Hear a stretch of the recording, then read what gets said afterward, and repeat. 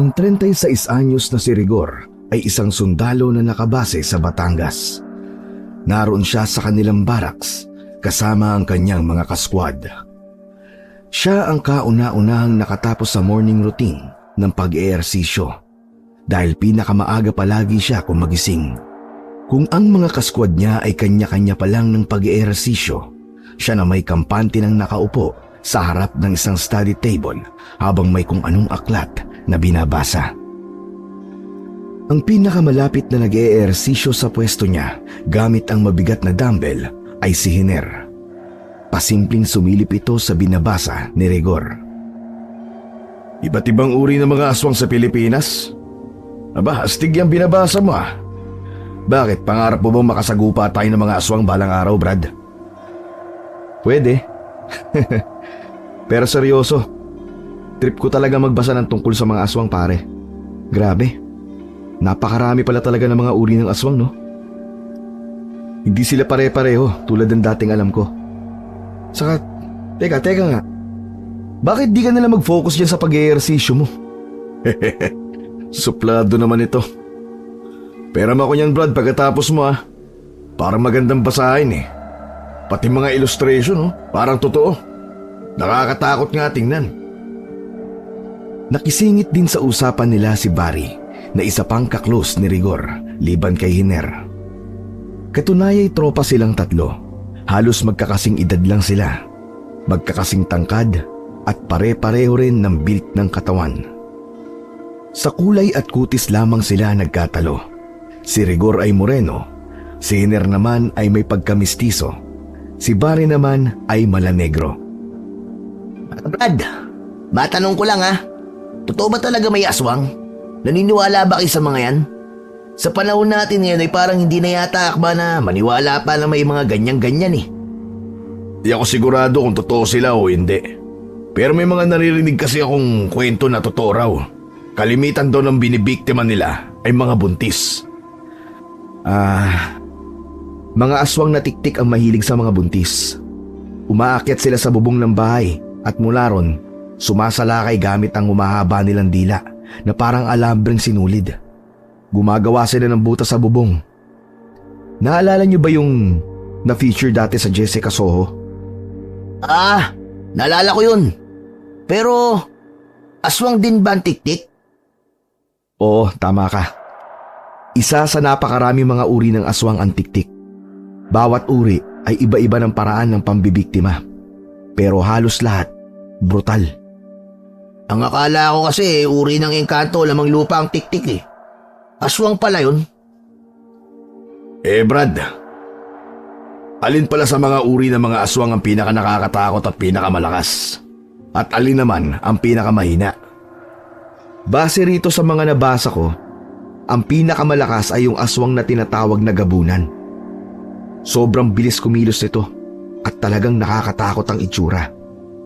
Maitim siyang nilalang pero ang mga balahibo at buhok sa katawan ay simputi ng snow. Marami silang taglay na kakayahan. Ang pinakamahina naman sa tingin ko ay yung aswang na yanggaw kung tawagin. Bagong hawa pa lang kasi silang aswang. Madali lang silang talunin dahil hindi pa nila gaanong gamay ang kanilang kakayahan. Ako, peram din pala ako niyang binabasa mo minsan, Brad. Parang interesting malaman ang iba't ibang uri ng mga aswang eh. Saka, para kung sakaling totoo talaga sila at may maikwentro ko, kahit paano siguro may alam ako kung paano sila kakalabanin o kontrahin o kaya talunin. Tama ka, Brad. Katunayan ay isa rin yan sa dahilan kung bakit inaaral ko ang iba't ibang uri ng mga aswang. Naisip ko kasi, halimbawa kung sa battlefield, lalo na kung gabi ay makainkwentro tayo ng isang uri ng aswang. No, di ba?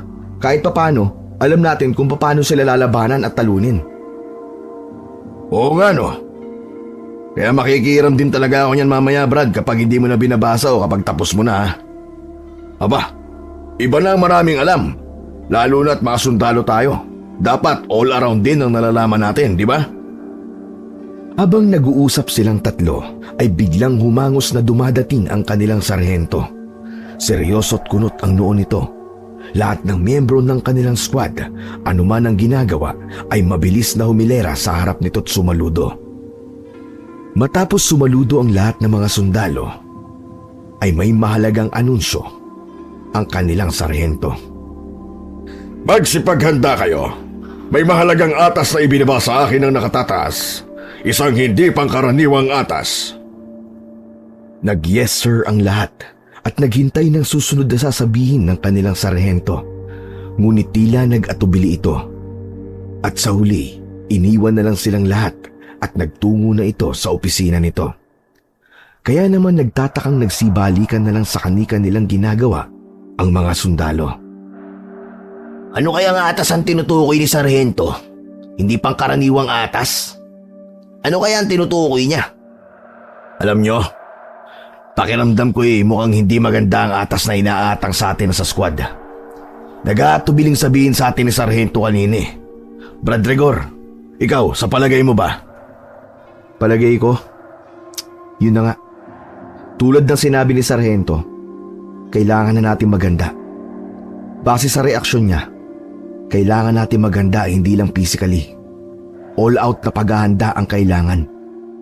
Teka, ano bang headlines ngayon sa balita? Baka kahit paano baka may masagap tayong may kinalaman sa posibleng magiging atas sa atin. Pakiramdam ko ikabibigla natin ang atas. Kaya ayaw sabihin kagad ni Sarhento. Teka. Asan ba cellphone ko? Magtitingin ako sa social media. Nakalimutan ko na naman palang i-check ang mga balita. Pabihira naman Sumunod din sina Hiner at Rigor at ginaya ang ginawa ni Barry.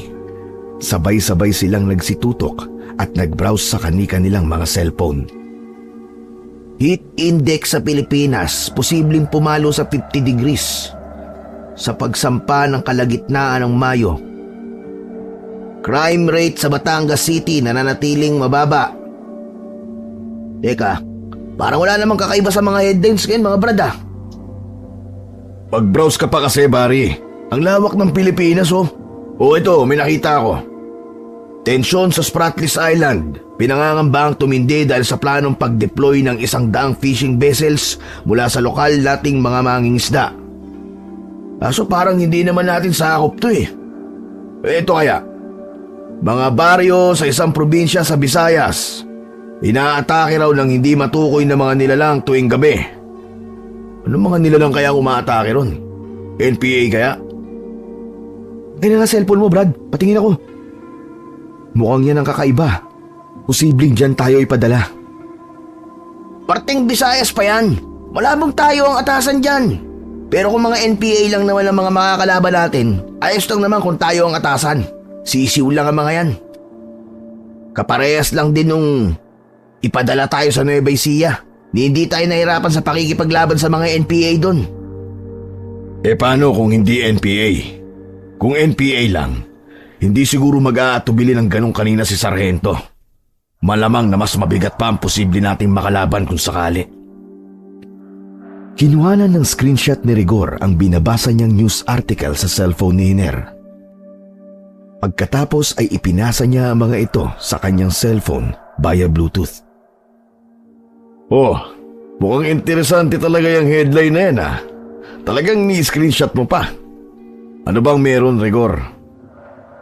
Basahin niyo ng buo nakapaloob sa balita. Ilang squads na pala ang pinadala doon. Pero lahat sila ay bigong matukoy yung mga salarin dahil hindi na sila nakauwi ng buhay. Basta na lang silang nawala at hanggang ngayon, hindi pa rin sila natatagpuan. Parang napaka-misteryoso naman ang kasong yan.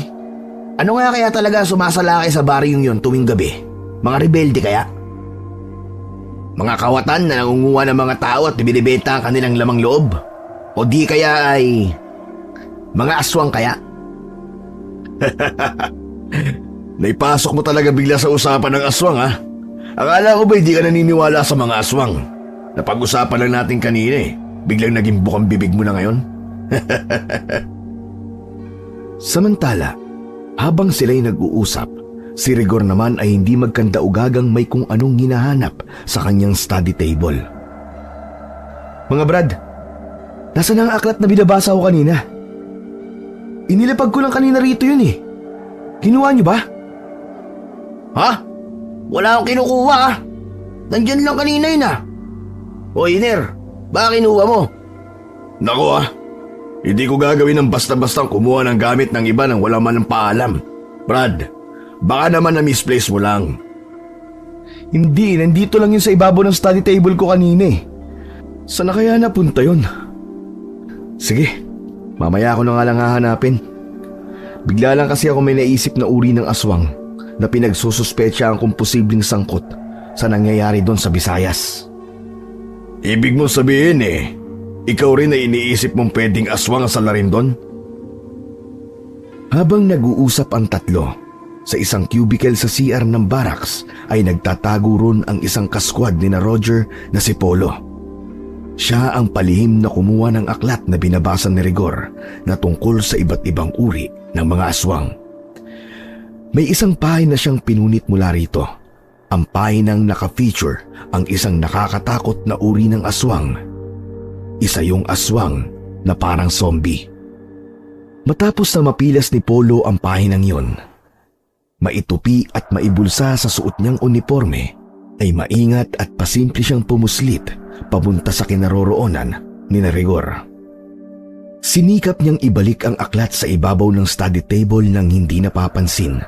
Sinamantala niya ang pagkakataon habang nag-uusap ang tatlo. Pagkatapos ay lihim pa siyang nakinig sa pinag-uusapan ng tatlo. Alam nyo, sa mga kasong medyo misteryoso, kahit ano ay may posibilidad na maging salarin hanggat may leads o mga datos na tumuturo sa kanila. Pwede namang alisin sa listahan kapag may bago ng datos na hindi tumuturo sa kanila. Kaya sa ngayon, isa pa rin sa posibleng umaatake sa baryo sa Visayas tuwing gabi ay ang mga aswang. Sa bagay may punto ka dyan, Brad. Pero teka lang, ano nga ba uli yung uri ng aswang na tinitingnan mo kanina sa aklat? Paglinga ni Hiner sa banda ng study table ni Rigor habang nagsasalita ay doon na napansin ang aklat na kanina lang ay nawawala. Uy! Ito naman pala ang aklat Sino naglapag dito? Agad namang napalinga sa tinutukoy ni Hiner sina Rigor at Barry. Ha? Paano biglang lilitaw ang aklat dyan? Nako, pinagtitripan pa yata tayo ng aklat na yan Teka, saang page na ba yung parang zombie na uri ng aswang? Nakalimutan ko na kung anong tawag dun Ngunit nadismaya si Rigor nang mapansin niyang nawawala ang pahinang hinahanap. Naku po, nasa na yung page na yun? Bakit biglang nawala? Ang tanda ko ay kasunod lang yun ng aswang na gabunan Pero bakit? Teka, wala Wala talaga Bakit di ko makita? Akin na nga Brad at ako magbubuklat. Ang bilis mo kasi magbuklat Baka kaya hindi mo mahanap. Masinsin at medyo dahan-dahang binuklat ni Barry ang kanina'y hawak ni Rigor na aklat. Sa bandang malapit sa aswang na gabunan siya nagbuklat. Sa kanyang pagbubuklat ay may napansin si Hiner na parte ng pahina na pilas. Sandali, Barry. Ibalik mo nga ang pagbubuklat. Parang may nakita akong bahaging pinilas Mukhang may namilas ng isang page sa aklat na yan. At sumunod naman si Barry. Nagbuklat siya pabalik hanggang sa lumantad sa kanila ang tinutukoy ni Hiner. Oo nga May pumilas nga rito sa aklat mo, Rigor. Sino naman kaya ang pumilas nito? Sabay-sabay silang nagpalingalingang tatlo, pero wala naman silang nakitang kahina-hinala sa iba pa nilang mga kaskwad na pwedeng pumilas sa pahina ng aklat na mismong yun pa ang hinahanap ni Rigor. Lahat ng kanilang mga kasamahan ay puro abala sa kani-kanilang mga ginagawa. Si Polo naman na nagkukubli sa gilid ng divider na pader ay hindi nila napansing palihim na tumalilis palayo. Mukhang kanina pa may nakikinig sa usapan natin. Hindi lang natin napapansin. Nagka-interes din ata sa aklat ko. Ang iniisip ko lang ay bakit kaya namilas pa ng isang page. Tapos nagkataon pang yung hinahanap mong pinilas. Di ba? Nakakapagtaka. Baka naman tulad nyo naniniwala rin siyang aswang ang salarin sa nangyari ngayon sa Visayas. Baka tulad mo, Rigor, yung uri ng aswang na pinilas niya ang posibleng may kinalaman doon. Ano sa palagay mo, pare? Malamang nga, Brad. Pero sino naman kaya sa mga kasamahan natin ang namilas ng page ng aklat ko? Hindi naman ako maramot para kailanganin pa niyang mamilas ng aklat ng may aklat eh. Siyempre, narinig noon na kami rin ni Hiner ay nakikihiram ng aklat mo. Hindi na siguro makapaghintay at mukhang yung page lang talaga na yon ang pakay niya. Teka. Pwede naman nating sa internet na lang hanapin yung uri ng aswang na pinilas mula sa aklat, di ba? Oo nga no. Kaso ang problema ay nakalimutan na ni Rigor kung anong tawag sa aswang na yon. Kakabanggit pa lang ni Hiner ng internet ay nag-search na kagad si Rigor sa hawak niyang cellphone. Madali na lang yan mga Brad kapag sinearch ang iba't ibang uri ng mga aswang. Matatandaan ko rin naman kapag nakita ko sa listahang lalabas dito. Teka. Aha! Eto! Nakita ko na! Ngunit nang babanggitin pa lang sana ni Rigor ang tawag sa uri ng aswang na yon, ay siya namang paglitaw muli ng kanilang sarhento. Matapos tawagin ang kanilang atensyon, ay may inanunsyo sa kanila. Yung bandang unay, hindi nito masabi-sabi. Magsipaghanda kayo. Ang inyong squad ay i-deploy sa pinakatimog na bahagi ng Iloilo bukas ng hapon. Ang trabaho nyo ay para magsilbing gwardya at protektahan ang mga baryo doon na sinasalakay ng di pa natutukoy na mga nilalang tuwing papatak ang gabi. Ang mga naunang pinadala from other units ay hindi pa bumabalik at wala pang balita sa kanila. Kasama sa atas nyo ang tukuyin kung ano ang mga nilalang na umaatake sa baryo at hanapin ang inyong mga kapwa sundalong na unang pinadala doon. May tanong lang po ako sa Rento. Wala po ba talagang nababanggit ang mga residente ron kung ano ang mga nilalang na sumasalakay sa kanilang baryo? Hindi po ba nila alam kung ano yon? Sa totoo lang, isa nga rin yan sa pinagtataka ko. Tikom ang bibig ng mga residente doon. Ni ayaw nila magbigay ng kahit na konting description sa mga nilalang na umaatake sa kanila. Gusto nila ng proteksyon nating mga sundalo, pero parang ayaw naman nilang makipagkooperasyon para sa ikalilipol na mga nilalang na yon. Sarhento, may reports naman po siguro galing sa mga naunang squad na na-deploy doon. Pwede niyo po ba kaming i-brief tungkol doon? Yes, I compiled the reports recently. Ipapaprint ko mamaya and each of you will have a copy. Pag-aralan niyo maigi ang arrive at tactical and strategic plans to carry out once you're deployed. Gusto kong kayo na ang huling squad na ipapadala doon. Malaki ang tiwala ko sa inyong taglay na kakayahan. May papangako ba ninyo sa akin gagawin niyo ang lahat para matapos ang pagsalakay sa mga baryo doon? Sabay-sabay namang tumugon ang lahat ng miyembro ng squad na binubuo ng 14 na miyembro. 7 ang bumubuo sa Base of Fire Unit at 7 rin para sa Maneuver Unit. Lahat sila ay highly trained at exceptionally skilled soldiers. Very good. I will leave by now for some important meetings with the others. Hintayin niyo ang copy ng reports.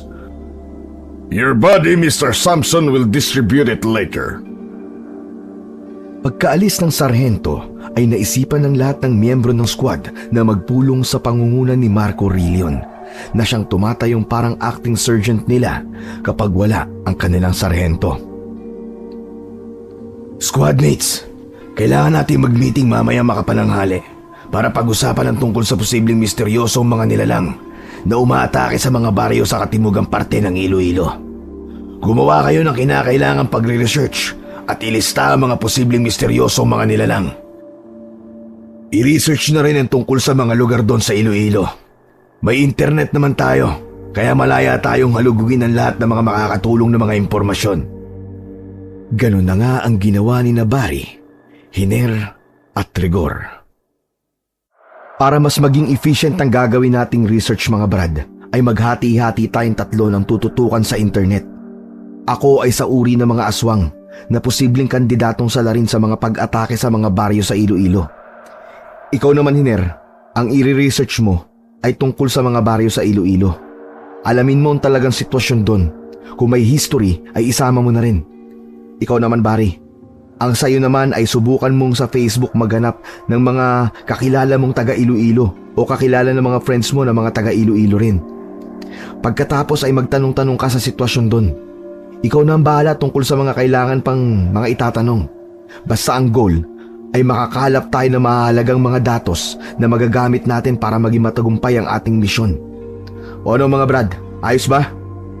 Okay, Brad. Approve. Walang problema. Makakaasa ka sa amin. Samantala, ang kasamahan naman nilang si Polo na bandang unay pasikretong kumuha ng aklat ni Rigor at namilas mula ron ng isang pahina ay nagtatago naman sa cubicle ng CR. Hawak nito ang kanyang cellphone sa tapat ng kanyang tenga. May kung sinong pabulong itong kinakausap sa kabilang linya. Ano, Cynthia? Nakuha mo na ba ang mga batong itim ni na lolo at lola? Ha? Ano? Hindi pa? Bakit naman hindi mo pa kinukuha? Ang bagal mo naman eh. Bukas ng hapon na pupunta riyan ang squad namin. Pwedeng-pwede mo lang kunin ang mga bato dahil sapat na ang lakas ng kapangyarihan nito dahil nadiligan na ng sapat ng dami ng dugo ng tao. Doon kasi kagabi kuya ang pagkuha ko sa mga bato. Paano may ginawa na naman kasing kawalangyaan ng Hilda na yon sa pinaglibingan kina lolo at lola? Hindi ko alam kung anong ginawa niya at bigla na lang kusang bumalik sa kanilang libingan ang bangkay ni na lolo at lola. Hilda? Sinong Hilda? Yung kalahi natin na nagrebelde dahil sa palaging pambubuli sa kanya ng iba nating kalahi. Ibinubuhos niya ang kanyang galit sa iba-ibang paraang hindi kagad mahuhulaan ng sinuman. Kung bakit kasi hindi pwedeng pumatay ng kalahi. Wala rin namang silbing isang yun. Basta. Huwag kang isangin ang problemahin mo. Ang problemahin mo ay ang makuwang itim na bato ni na lolo at lola mamayang gabi. Gawin mo ang lahat ng paraan na hindi ka maiisahan ng Hilda na yon. Tandaan mo, importanteng makuha mo mga bato. Dahil kung hindi, tuluyan na silang mawawala kapag dumating na riyan ang squad namin. Hindi basta-basta mga kasamahan ko. Mga pursigido silang manalo sa kahit anong laban o sitwasyon. Hindi sila basta-basta sumusuko. Ayaw ko masira ang pangarap ko maging katulad ni Lolo Distor. Ikaw, di ba? Gusto mo ring maging katulad ni Lola Tebang? Sige kuya, huwag kang mag-alala riyan. Mamayang gabi sinisiguro ko sa'yo makukuha ko ng itim na mga bato. May naisip akong paraan kung paano maiisahan ang Hilda na yon. Siguraduhin mo lang ha. Dahil kung hindi malalagot ka sa akin kapag dumating na kami dyan bukas ng hapon.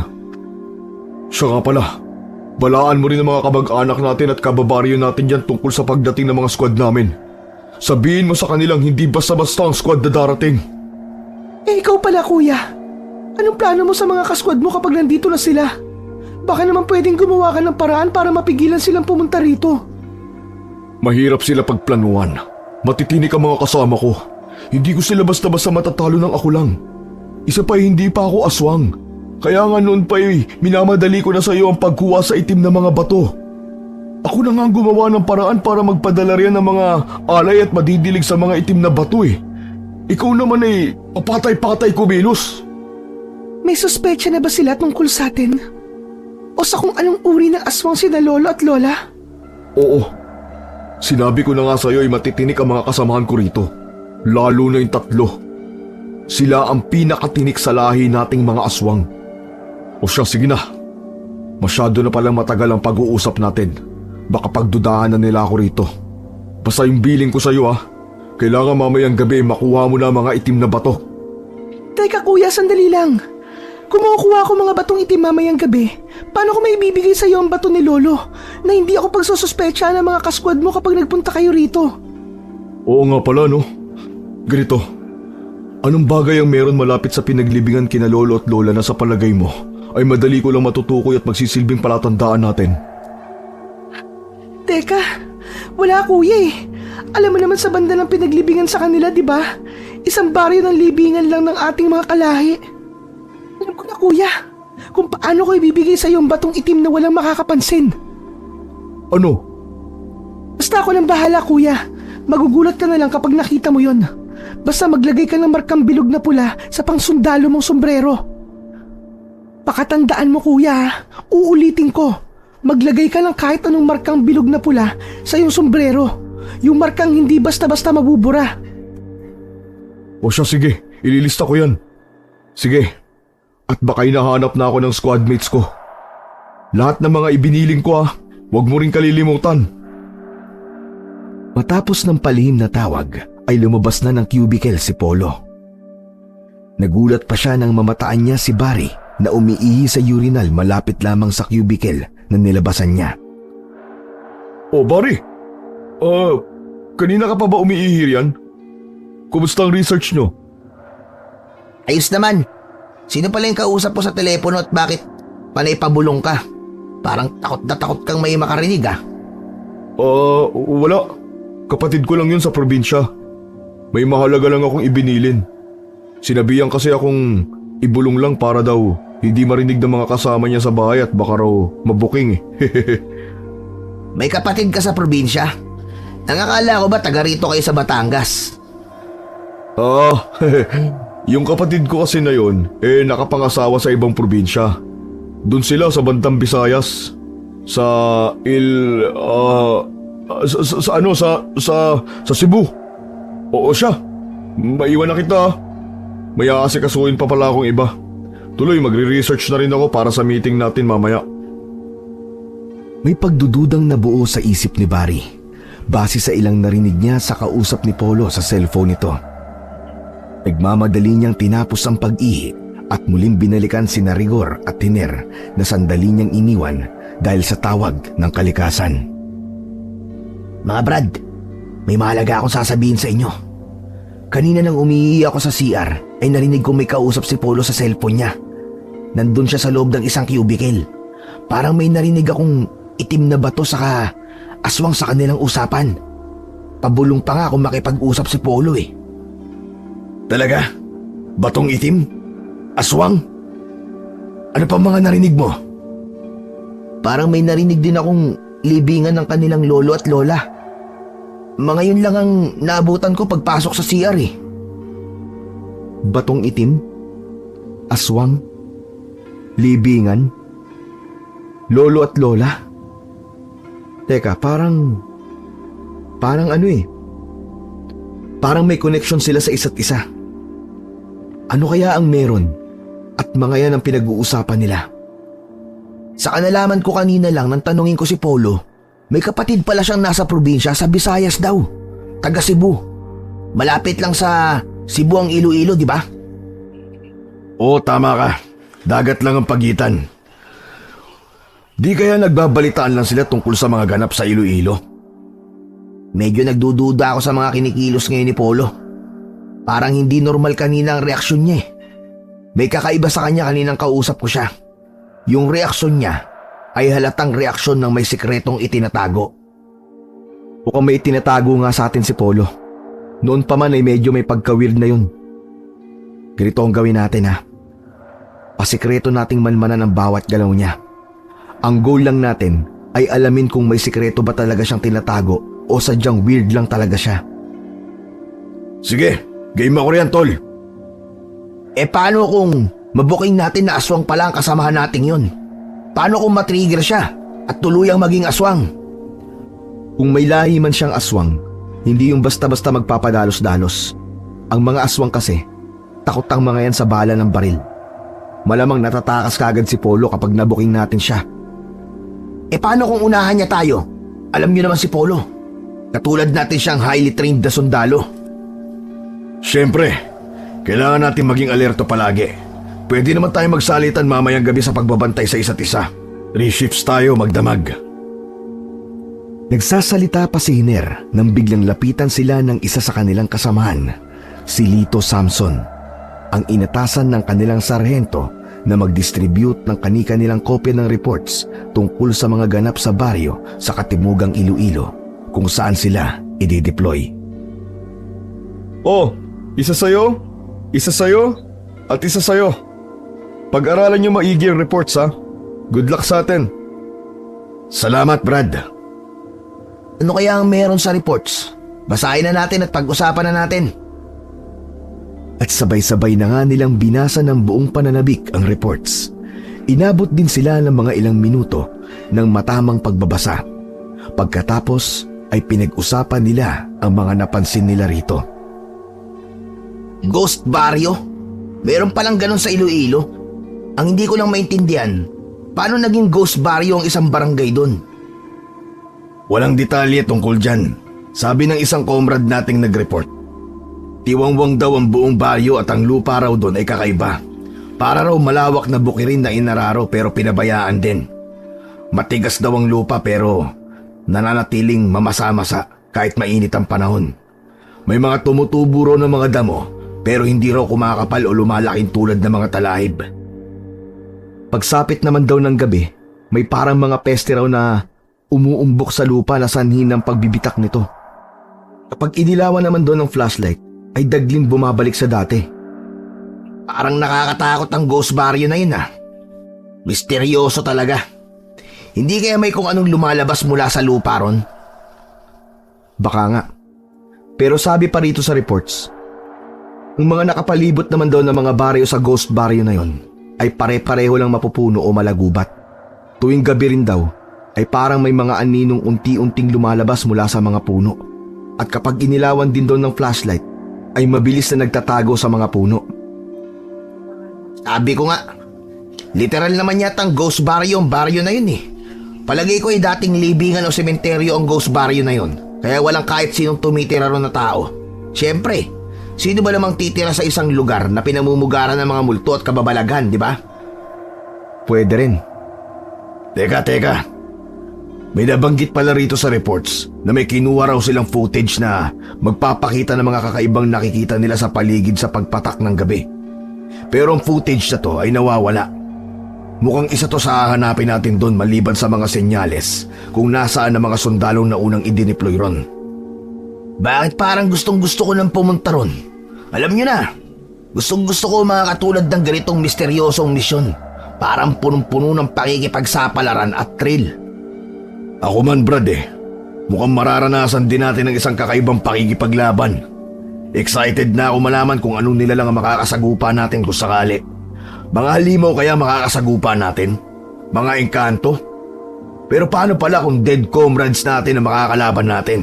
Aba, mukhang kakaibang laban yun ah. Maraming pwedeng mangyari mga Brad kapag nandun na tayo. Kaya marami tayong dapat paghandaan. Teka, anong oras na ba? Aba, magtatanghalian na pala. Tara na sa feeding quarters. May meeting pa tayo pagkapananghali natin.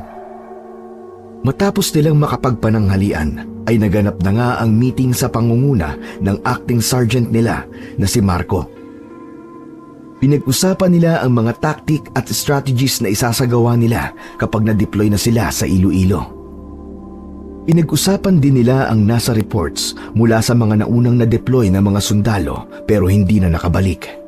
Siyempre, ang mga report na yon ay natanggap via electronically. Kasama rin sa naging minute ng meeting ang tungkol sa mga posibleng misteryosong mga nilalang na sumasalakay kuno sa mga baryo roon. Nagsuggest si Rigor tungkol sa posibilidad na involve ang isang uri ng aswang sa nangyayari doon. Pero pinagtawanan lang siya ng kanyang mga kasamahan. Sa pagpapatuloy ng meeting ay may napansin si Rigor, Hiner at Barry. Teka, nasan pala si Polo? Wala pa siya rito sa meeting ah. Oo nga no, baka nasa CR na naman yun at lihim na naman nakikipag-usap sa kapatid ko no. Puntahan mo kaya Barry? Hindi na kailangan mga Brad. Ayun siya oh. Late dumalon loko. Ano kaya ang ginawa niya sa quarters at nagpalit pa? Maya-maya mga Brad, pagbalik natin sa quarters, check niyo ang mga gamit niyo at ang paligid. Hindi tayo pwede magpakampante. Iba talaga ang pagiging weirdo ng taong yan. Matapos ang meeting ay bumalik na nga sila sa kanilang quarters. Tig-3 sundalo sila bawat quarter at magkakasama sina Hiner, Barry at Rigor sa iisang quarter na katabi lang mismo ng quarter ni Polo at ng 2 kasama nito. Siyempre ay palihim na minamanmanan ng 3 ang bawat kilos ni Polo. Nang maggagabi na ay napansin nilang hindi mapakali si Polo doon sa quarter nila ng mga kasama nito. Napansin nilang pasimple nitong kinuha ang sombrero nito sa kamay kung anong markang inilagay sa gitna ng pinakatuktok ng sombrero. Markang bilog na kulay pula. Pagkatapos ay pasimple ulit itong tinago ang sombrero.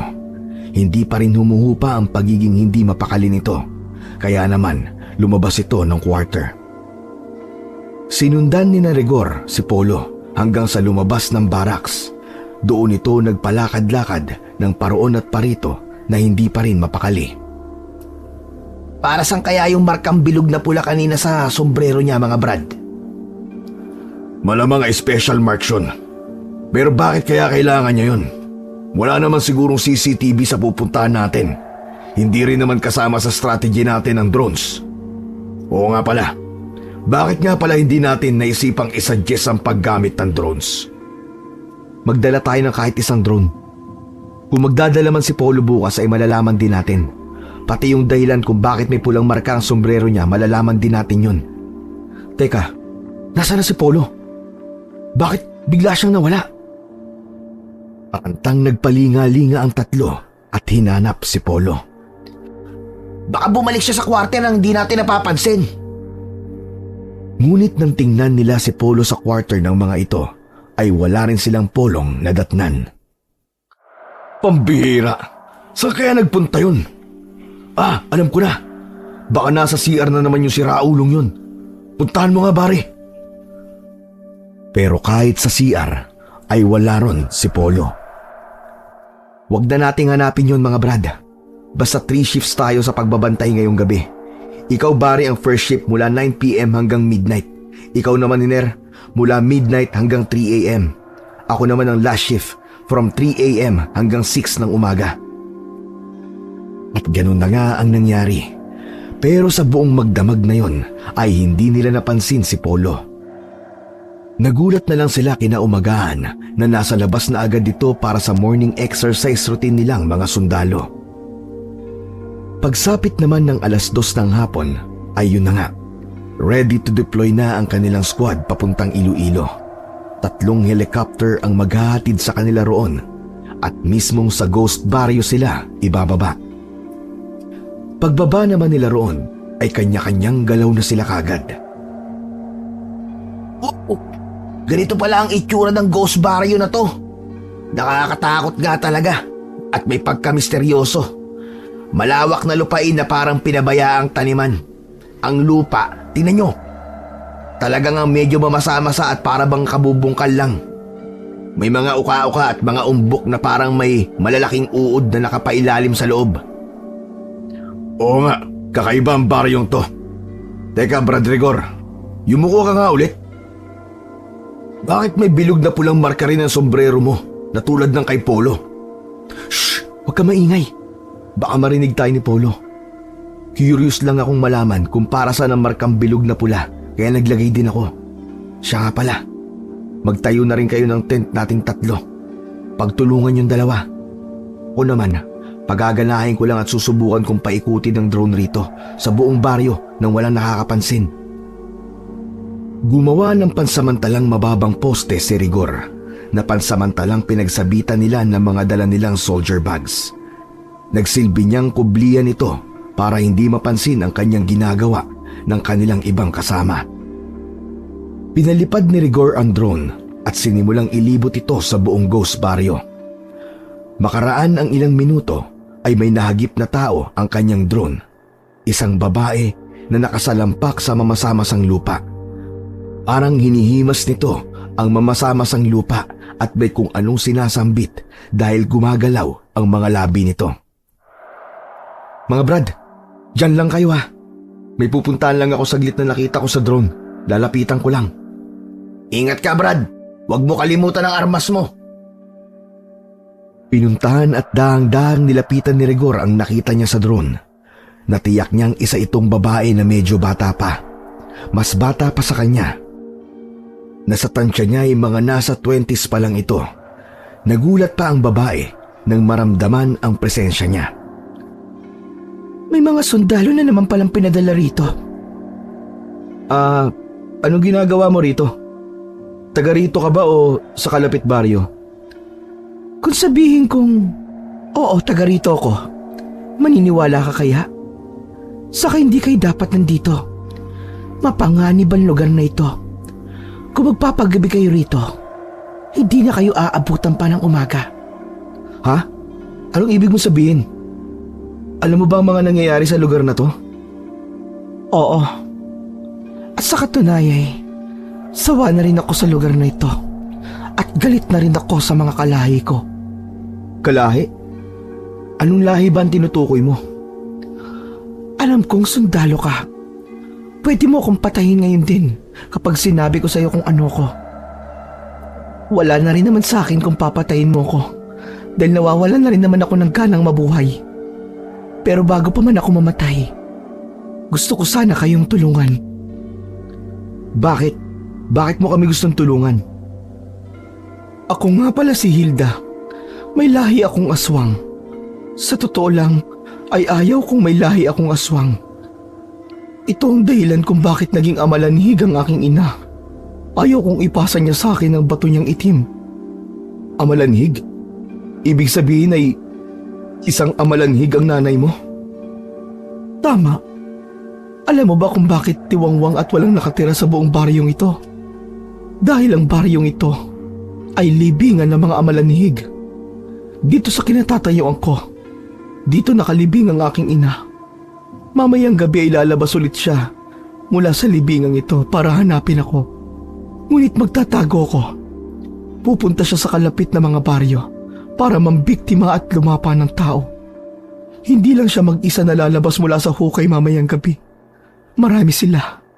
Marami.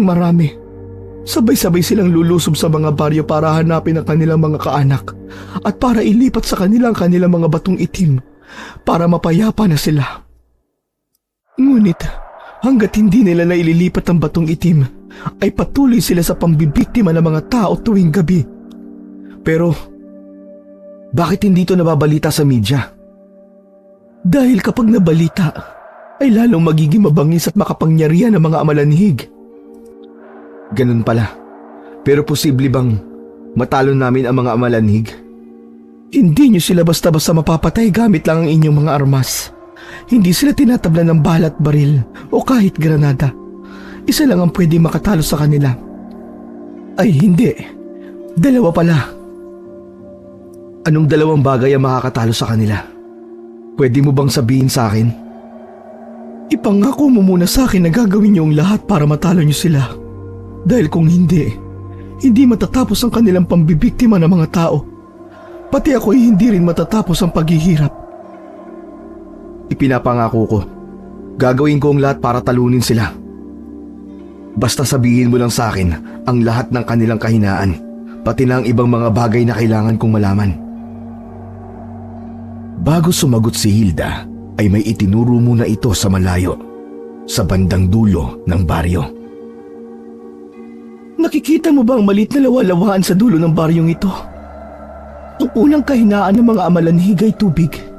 Kapag nabasa sila, ay magiging tumpok sila ng mga uod. Kailangan niyang papuntayin sila ron sa kahit anumang paraan. Oo, alam ko yan. Nag-research din kasi ako tungkol sa mga amalanhig. Yung ikalawa nilang kahinaan, ano naman yun? Apoy. Apoy ang ikalawa nilang kahinaan. Malapit sa lawalawaan, ay nakikita mo ba ang isang parang bundok ng dayami? Malapit din doon ay nakikita mo ba ang isang maliit na parang burul-burulan? May uka sa isang silid nito na pwedeng pasukin ng isang tao. Sa pinakaloob nito ay may ilang galon ng gasolina. Ako ang pasikretong nagtipon ng mga yon. Pati na yung dayami. Matagal ko nang balak lipunin ang lahat ng mga malanhig sa baryong ito. Pero hindi ko kaya nang ako lang mag-isa. Linano ko magpulong sa mga naunang mga sundalong ipinadala rito. Ngunit inunahan ako ng takot at pangamba. Pero ngayon ay handa na ako. Mamatay man ako o hindi, magtagumpay man ang plano o hindi, handa na akong sumugal. Ngunit mas mabuti kung sisiguraduhin kong magtatagumpay ako sa aking plano. Habang sila ay nag-uusap, walang ano-ano ay may isang ibong kukok na lumipad at dumaan sa kanilang direksyon. May kung anong itim na bato itong hinulog sa tapat mismo ng pandibdib na bulsa ni Rigor. Ganun na lang ang pagtataka at pagkabigla ni Rigor. Ganon din ang naging reaksyon ni Hilda. Pamilyar sa akin ang ibong kukog na yun. Alagang ibon yun ni Cynthia. Cynthia? Sino siya? Kalahi ko rin siyang aswang na naging amalanhig naman ang lolo at lola niya. Sila ng kanyang kuya ang mga tagapagmana ng kanilang mga batong itim. Ayaw na mga matatandang yun na sa kanilang mga magulang ipasa ang mga bato. Ngunit hindi madali ang pagkuha ng mga batong itim kapag nagtagal na. Kailangan pang madiligan o masayaran ng mga batong itim ng dugo ng tao. Mga 13 katao o higit pa ang kailangan pang maging biktima para makuha ang mga ito. Hindi ko alam kung ilan ang nabibiktima ng kanilang mga lolo at lola at hindi ko rin alam kung ilang katao na ang kailangan nilang biktimahin. Ilang beses ko rin pinigilan ang kanilang pagkuha sa mga batong itim. Ngunit kagabi, parang tagumpay na nilang nakuha ang mga ito. Anong pangalan ng kanyang kuya? Pwede ko bang malaman? Bago ko sagutin yan, gusto ko malaman kung ano ang inihulog ng kukok na yun ni Cynthia sa bulsa mo. Kinapa ni Rigor ang nasa kanyang pamulsahan at dinukot yon. Teka, isang batong itim ito ah. Huwag mong sabihin kapatid mo si Cynthia. Ha? Hindi ah. Wala akong kapatid na babae. Hindi ko kilala ang babaeng yun. Pero bakit sa'yo hinulog ng ibong kukok ang itim na bato? Hindi magandang senyalis ito. Bakit naman? Anong ibig mo sabihin? Sasagot na sana si Hilda nang bigla na lang may dumalong kay Rigor. Wala silang kamalay-malay na nakalapit na pala sa kanila si Polo, na bandang unay nakita pala ang ibong kukok ng kapatid nitong si Cynthia. Huli na nang mapagtanto nitong nagkamali ng pinagbigyan ng batong itim ang kukok. Kaya nagkamali ang ibon dahil sa may pulang bilog na marka rin sa sombrero ni Rigor na tulad ng kay Polo. Hindi ito alam ni Polo. Ibigay mo sa akin ang bato, Rigor. Hindi na dapat na mapasayo yan. Nang pambuno ang dalawa sa pag-aagawan sa batong itim na ayaw namang ibigay ni Rigor. Dahil di hamak na mas malakas si Rigor, ay walang nagawa si Polo. Pakiusap, Rigor. Ibigay mo sa akin yan bago pa man maging huli ang lahat. Anong ibig mo sabihin? Anong ibig mo sabihin bago mahuli ang lahat? Ibibigay ang batong itim, Rigor. Huwag na huwag.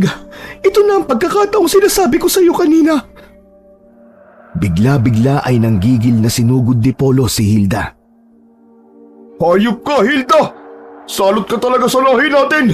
Hindi mo ba alam kung ano mangyayari kapag nagkamali ng pinagbigyan ng batong itim? Alam ko, hindi ako tangang tulad yung magkapatid.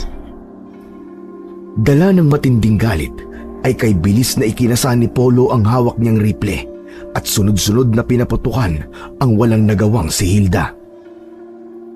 Ang sumunod ay katakot-takot na ugong na nagmumula sa ilalim ng lupa kasabay ng di maipaliwanag na pagyanig nito. Pagkaraan ay may kung anong isa-isang naglabasan mula sa ilalim ng lupa. Nagsibangon ang mga amalanhig kahit hindi pa gabi dahil sa nangyaring maling pagkapasa ng itim na bato. At ang naglabasang mga amalanhig ay talagang napakarami. Mga kasama! Magsipaghanda kayo! May mga halimaw! Nilulusob tayo ng mga halimaw! Set fire! Set fire! May mga halimaw! Ngunit sa hindi inaasahang pagkakataon, ang mga amalanhig ay hindi tinatablan ng bala ng rifle. Patuloy lang sila sa unti-unting paglapit at tangkang pag-atake sa mga sundalo. Isa-isang nilapa ng mga amalanhig ang mga kasamahan ni Rigor. Umalingaw-ngaw sa ere ang katakot-takot nilang mga sigaw hanggang tuluyan silang bawian ng buhay at brutal na nilantakan ng mga amalanhig na nagmistulang mga zombie na uhaw sa dugo at laman ng tao. Samantala, si Polo naman ay sinamantala ang komosyon para sana tangkaing barilin si Rigor. Nang sa gayon ay mabawi pa niya ang itim na bato. Ngunit bago pa man niya maiputok ang nakatutok niyang rifle ay may isang grupo ng mga amalanhig ang biglang humila sa kanya at pati siya ay pinagtulungang lapain ng mga ito. Si Hilda naman ay buhay pa.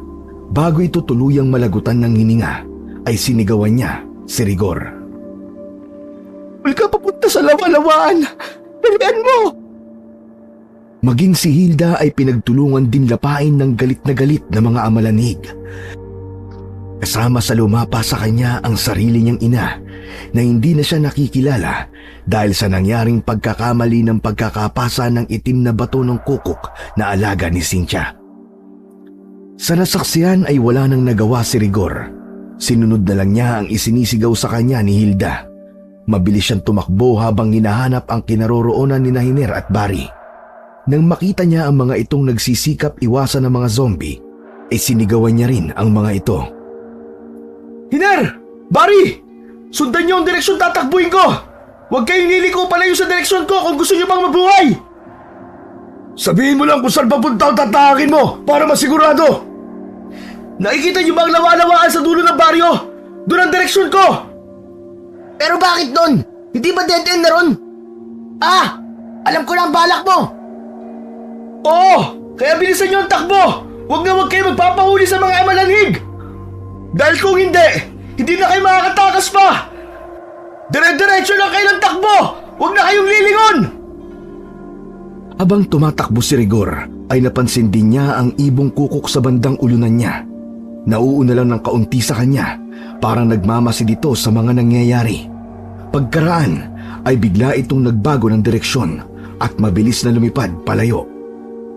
Hingal kabayo na sina Rigor, Hiner at Barry nang makarating sila sa lawa-lawaan. Dahil medyo malayo pa ang pulutong ng mga amalanhig sa kanila, ay saglit silang huminto para makabawi ng paghinga. Grabe! Muntik na kaming malapa ni Hiner kanina nang bigla na lang maglabaksan ng napakaraming mga amalanhig. Sa sobrang dami nila, ay halos matulala na lang ako kanina. Muntik pa nga ako matumba kanina nang sa mismong tapat ko lumitaw yung isa. Mabuti na lang na itukod ko kagad yung hawak kong rifle. Ano ba kasi nangyari, Rigor? At bigla-bigla na lang sila naglabasan. Akala ko ba'y tuwing gabi lang naglalabasan ng mga amalanhig? May mali kasing nangyari. Sa ako na ipapaliwanag sa inyo. Tingnan nyo, nandiyan na sila. At parang mas lalo silang bumibilis. Dali, tumakbo na tayo. Ano ba ang susunod nating aksyon? Itutulak natin sila sa tubig. Kaya ba natin yun sa ganyang karami? Parang imposible mangyari yun. Ganito, makinig kayo mabuti. Mabilis naman kayo magsilangoy, di ba? Tatayo muna tayong tatlo rito at hihintayin natin sila makalapit. Kapag malapit na sila sa atin, bigla tayong tatalon sa tubig at mabilis tayong lalangoy papalayo hanggang marating natin ang kabilang pampang. Nilingon saglit nila Hiner at Barry ang lawa-lawaan. Noon lang nila napansin na napakarumi pala ng tubig nito at mukhang masangsang pa ang amoy. Teka, lalawin ba talaga natin to, Rigor? Tingnan nyo naman, napakarumi at napakabaho ng tubig. Wala na tayong ibang option. Meron naman. Kung ayaw nyo na mabuhay, pwede nyo na mapiliing wag nang lumangoy. Basta ako, mas pipiliin ko mabuhay at tiising langoy ng marumi at mabahong lawalawaan na yan. May pamilya pa ako naghihintay sa akin at yun ang pinanghahawakan ko. Okay, Pards. Para sa pamilya. Titiisin ang lahat. Kaya na ang mga amalanhig. Naku po, ang mga itsura nila tinan nyo. Parang katapusan na talaga ng mundo natin. Humanda kayo at maging alerto. Tandaan nyo, sobrang gigil ang mga yan. Natapusin tayo dahil sa nangyari. Hindi na basta-basta mga amalanhig ang mga yan. Mga desperadong mga amalanhig na ang mga yan. Ayon sa na-research ko, kapag naging desperado na raw ang mga amalanhig, ang itim na mga bato nila isapilitan nilang ipapasa sa kahit na sino na lang na makita nilang tao. Kahit na hindi sa mga kalahi o kaanak nilang mga aswang. At kapag nangyari yun, ay lalong lalakas at babangis ang kanilang lahi. Kaya dapat talaga na malipol natin silang lahat ngayon para hindi mangyari yun. Galingan na lang natin. Pero teka, Rigor, di ba kapag naging mga tumpok sila ng uod sa tubig, ay pwede pa silang mabuo ulit kapag nakaahon sa tuyong lupa ang kanilang mga uod? Ano ang susunod natin gagawin pagkatapos natin silang lunurin sa lawalawaan? Mamaya nyo malalaman sa kabilang pangpang. Basta sumunod na lang kayo sa inuutos ko. Ang importante muna ngayon ay wala muna kayong ibang iisipin kundi ang mga amalanhig na mga to. At kung paano kayo ligtas at mabilis na makakalangoy sa kabilang pangpang ng lawalawaan. Presence of mind lang muna and survival instincts. Okay. Eto na nga sila. Magbilang ka ng 3, Rigor. Kung kailan tayo sabay-sabay natatalon. At tuluyan na nga nakalapit ang mga amalanhig sa kanilang kinaroroonan sa pinakagilid mismo ng lawalawaan. Dumagundong ang galit na atungal ng mga ito. Tila atat na atat ang mga itong sunggaban ang 3. 1, 2, 3, talon! Umuntikan pang hindi nakatalon si Hiner dahil sa talagang nandidiri siya sa amoy ng tubig sa lawalawaan. Mabuti na lang at sinadya ni Barry na hawakan ng isa niyang braso kaya nahila rin siya palagapak sa maruming tubig. Mabilis na sumisid pa ilalim ang 3 sa pangambang baka madaganan sila ng napakaraming amalanhig na grupo-grupong nahulog sa tubig. Tulad ng inaasahan, ang lahat ng mga amalanhig na nahulog sa tubig ay kaagad na naging mga tumpok ng nakakadiri at naglalakihang mga uod. Ang ilan ay nagtalsikan pa at naglundagan sa ere. Mabilis na kumalat ang mga ito at humalo sa napakarumi at lalo pang bumaho na tubig.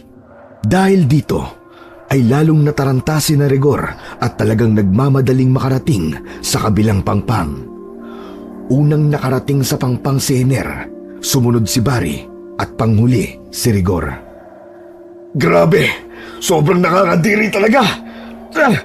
Parang babaligtad na sikmura ako! Nagsususuka si Hiner at nang lingunin naman ni Barry ang itsura ng puro uod na lawalawaan, maging siya ay nagsususuka na rin. Si Rigor naman, nang mapansin niyang mabilis na kumikilos sa mga uod patungo sa pangpang na kinaroroonan nila, ay naalerto siya. Alerto kayo, Hiner, Barry! Tingnan nyo! Mukhang sinusundan pa rin tayo ng mga uod ng mga amalanhig. Kapag nakasampa ang mga uod nila sa pangpang, ay magtutumpok-tumpok ulit ang mga yan hanggang sa mabuo ulit sila. Kapag nabuo sila, sipain nyo agad sila pabalik sa tubig. O kaya maghanap kayo ng kahit anong bagay na pangtaboy nyo sa makakasampang mga uod pabalik sa tubig. Yun lang ang gagawin natin. Aba, mapapagod tayo kung yun lang ang gagawin natin. Huwag kayong mag-alala. Basta yan muna ang gawin nyo. Ako naman ay pupunta sa munting burol na yon. May mga galon ng gasolina raw doon, ayon sa sinabi sa akin ni Hilda kanina. Hilda? Sinong Hilda? Kayong babaeng aswang na nakita ko sa drone kanina. Nakausap ko siya. Basta, saan ako na ikukwento ang lahat? Kailangan ko nang kunin ang mga galon at sunugin natin ang lawalawaan. Wala na tayong dapat taksayin pang panahon. Nako, may tumpok na mga uod na nabubuo sa pangpang, Hiner. Alerto na! Rigor, sige na! Ikaw nang bahala sa mga galon. Bilisan mo at kami nang bahala sa mga to. Patakbong pinuntahan ni Rigor ang mababang burol na pinagtaguan ni Hilda ng mga galon ng gasolina. Nahirapan pa siyang hanapin ang sikretong pasukan nito. Ngunit nang papasukin na niya ang lagusan, ay nabigla siya ng may kung anong nilalang na hinila siya palabas gamit ang matatalas itong mga kuko. Pagharap ni Rigor ay isang babaeng aswang pala ang nilalang na yon. Galit na galit ang nakakatakot na anyo nito. Nagbabaga ang pulang-pula at ugatang mga mata. Naglalangit-ngitan at naglalakihan ang matatalas itong mga pangil. Ang itim na mahabang dila nito'y labas-masok sa naglalaway nitong bibig na tila mo'y dila ng isang ahas. Magbabayad ka sa ginawa mo kay Kuya Polo. Akala mo ba'y magtatagumpay ka sa mga binabayad mo? Hindi! Hindi ka magtatagumpay! Habang nagsasalita ang aswang, ay alerto at pasimpleng kinapa ni Rigor ang nakatago niyang jungle knife na gawa sa silver. Pinaghandaan niya talaga yon para sa posibleng close combat sa mga aswang kung sakaling mangyari ang katulad na nangyayari sa kanya ngayon. Iaangat na sana ng aswang na si Cynthia si Rigor sa ere para doon siya lapain. Pero hindi pa man, ay mabilis nang inundayan ni Rigor ng saksak si Cynthia. Ngunit mabilis ding nakatunog si Cynthia. Kaya naiiwas nito ang dibdib sa mga ulos ni Rigor. Sa puntong ito'y, tumulong na rin ang kasama pala ni Cynthia na alaga nitong ibong kukok. Sumugod din ito kay Rigor at ang kanyang mga mata ang pinuntirya nito. Kahit todo pikit para hindi tuluyang matuka ang kanyang mga mata, ay patuloy sa mabilis na pag-ulos at pagwasiwas ng hawak niyang jungle knife si Rigor. Tinalasan na lang niya ang kanyang pandama para masiguro niyang matatamaan pa rin niya ang aswang kasama na ang alaga nitong ibon. Nagtamo rin ng matinding kalmot si Rigor sa kanyang muka at katawan mula sa matatalas na mga kuko ni Cynthia.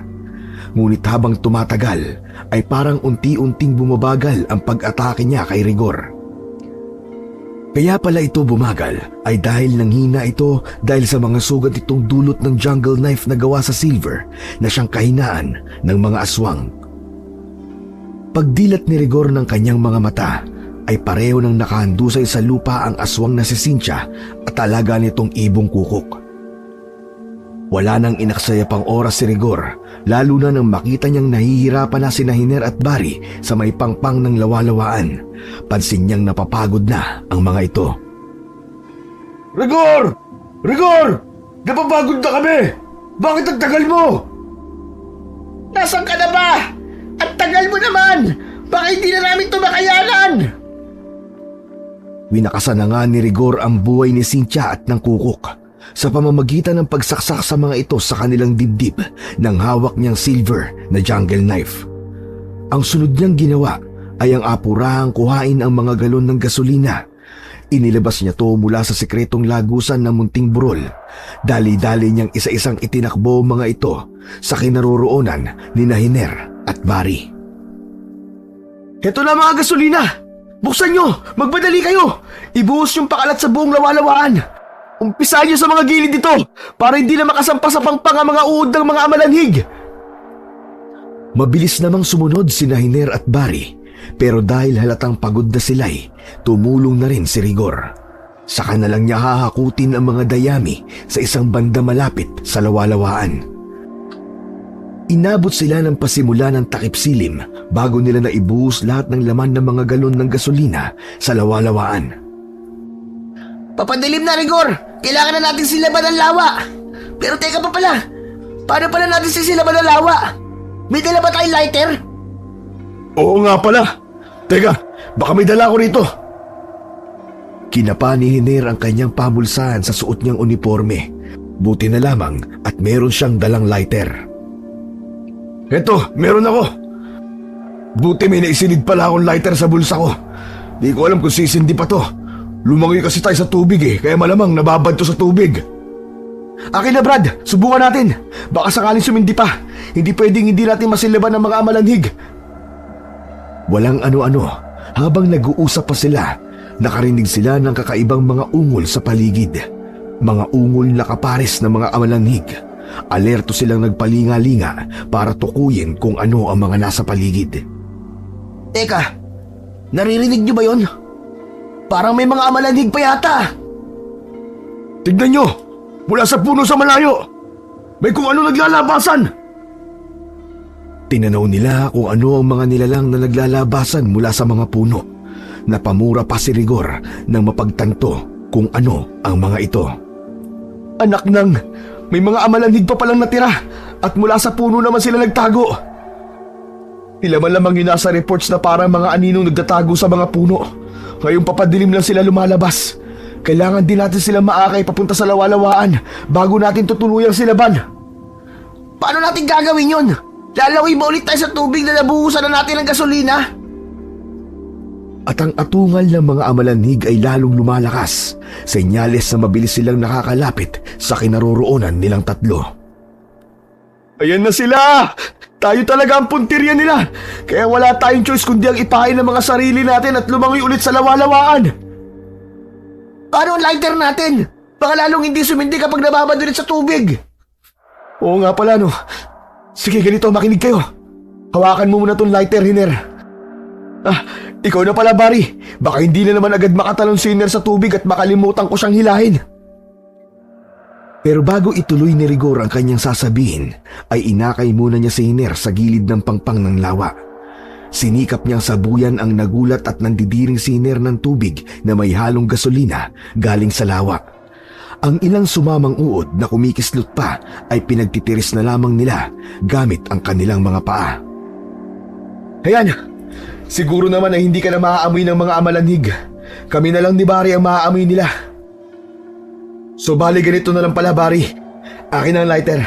Ito, mauna ka nang tumakbo, Hiner, sa kabilang dulo ng pangpang at hintayin mo kami ron. Kami na lang ni Barry ang magiging pain. Subukan mo ng sindihan yan doon para kahit papano ay matuyo ng tuluyan. Para kapag kailangan na, ay siguradong sisindi na. Huwag mo lang ilapit sa katawan mo na may gasolina. Baka mamaya pati ikaw ay umapoy. Sige, extra ingat lang. Mabilis na tumakbo si Hiner sa kabilang pangpang at ganun din naman kabilis ang sumunod na mga pangyayari. Mabilis na nga nakalapit ang natitira pang mga amalanhig kina Hiner at Rigor. Nang ngayon na at pagkukumpulan na sila, ay mabilis ulit silang tumalon at sumisid sa lawalawaan. Ngunit dahil sa mga nagkikislutang pang napakaraming uod sa tubig, ay medyo nahirapan silang lumangoy. Kulang na lang ay sumuot sa mga butas ng kanilang mga muka ang mga uod, kaya lalo silang nahirapan. Pareho rin silang diring-diri at napapaungol na sila at napapasigaw. Rigor! Ano ba to? Pampira naman tong sinuot natin! Dito na yata ako matutuluyan! Ako rin naman! Ngayon lang ako nandiri ng ganito sa tanang buhay ko! Sobrang dami ng uod! Nakakadiri! Halos hindi na ako makagalaw!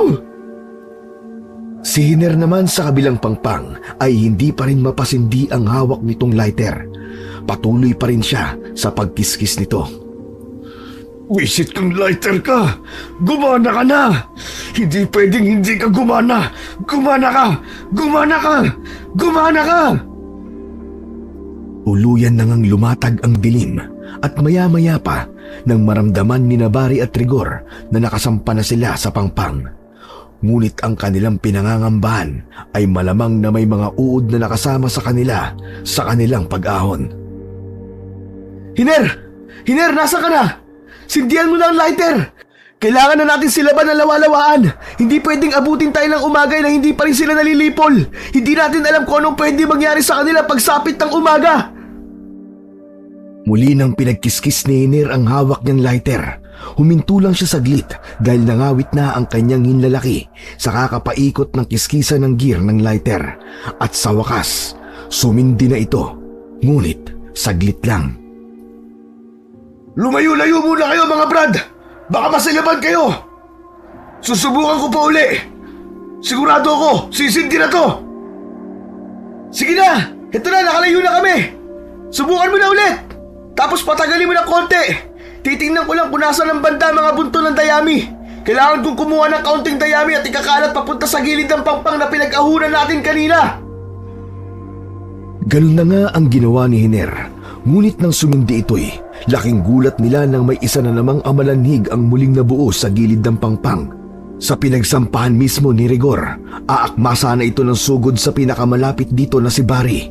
Ngunit mabilis itong malakas na sinipa ni Barry, kaya tumilapon ulit ang amalanhig pabalik sa lawalawaan. Naging tumpok ulit ito ng mga uod at humalo sa tubig. Si Rigor naman, bago muling namatay ang sindi ng lighter, ay namataan niya kung saan banda ang bunton ng dayami. Kahit madilim ay tumakbo siya sa direksyon nito. Nang mabunggo niya ang bunton, ay agad-agad siyang kumuha ng isang yakap at itinakbo pabalik sa dating pwesto. Dahil madilim, ay tinansya na lang ang distansya nito. Sige na, Hiner! Sindihan mo ulit ang lighter ng medyo matagal! Sige na, gawin mo na! Sa tulong ng liwanag ng lighter, ay mabilis na isinaboy at ikinalat ni Rigor ang nakuwang dayami sa gilid ng pangpang at papunta sa katubigan. Pagkatapos, inabot niya ang lighter mula kay Hiner na muli nitong pinatay para hindi masilaban ng di sinasadya si Rigor. Si Rigor na ang buong ingat na nagsindi sa dayami, ngunit bago pa man ay binalaan na niya sina Hiner at Barry. Tumakbo kayo na mabilis palayo pag sinindihan ko ng lighter. Bibilang ako ng 3. 1, 2, 3, takbo! Mabilis na lumagablab at kumalat ang apoy sa ibabaw ng lawalawaan. Ngunit silang 3, kahit mabibilis naman sana silang magsitakbo, ay inabot pa rin ang impact ng biglaang paglagablab ng apoy. Nasilaban pa rin ang kanika nilang mga katawan, kaya naman mabilis silang nagpagulong-gulong sa tamang-tama namang mamasa-masang lupa. Inabot din sila ng mga 2 minuto sa pagpagulong-gulong bago tuluyang naapula ang apoy sa kanika nilang katawan. Sobra ang pagod nila pagkatapos, bunga nito'y tuluyan silang iginupo ng kanilang mga katawan at tinalo ng antok. Kinabukasan, huling nagising si Rigor. Pagdilat ng kanyang mga mata ay nakita niyang patuloy na sinisilaban ni Barry ang lawalawaan sa pamamagitan ng mga dayami na tiyaga nitong hinakot. Si Hiner naman ay may hawak-hawak na cellphone at kasalukuyang kinokontak ang kanilang sarhento. Tagumpay po ang misyon natin, Sargento. Yes, sir. Eliminated na po ang mga nilalang na sumasalakay sa mga baryo. Yes, sir. Pero saka na po namin sasabihin sa inyo kung anong klaseng nilalang po ang sumalakay. We also found the footage, a solid proof kung sakaling hindi kayo maniwala. Yes, sir. There are 3 survivors. Ako, si Barry, at si Rigor, sir. Tinawag ni Rigor ang pinsan ni Hiner at sinenyasan itong magpadala ng helicopter para sunduin sila. Anyway, sir. Kailangan niyo po kaming sunduin dito. Magdala rin ho kayo ng paramedics to treat our burns. And also, my comrades are energyless. Wala pa ho kaming kain mula kagabi, Sargento. Okay. All your wish will be granted handsomely. Enjoy your VIP breakfast later. Sa kanilang pagbabalik sa barracks, sinabi nila sa kanilang sarhento kung anong uri ng nilalang ang sumalakay sa baryo at pumapatay ng mga tao. Agad naman itong sinabi sa mga nakatataas pang opisyal, ngunit minabuti nilang itago sa media ang nangyari para hindi na magdulot pa ng kaguluhan at takot sa mga mamamayan. Sila naman ay pinayagan munang magpahinga at makauwi sa kanika nilang mga pamilya. Ngunit kahit kailan ay hindi nila malilimutan na minsan silang nakipaglaban sa mga nilalang na hindi bala ang sandata, kundi pananampalataya.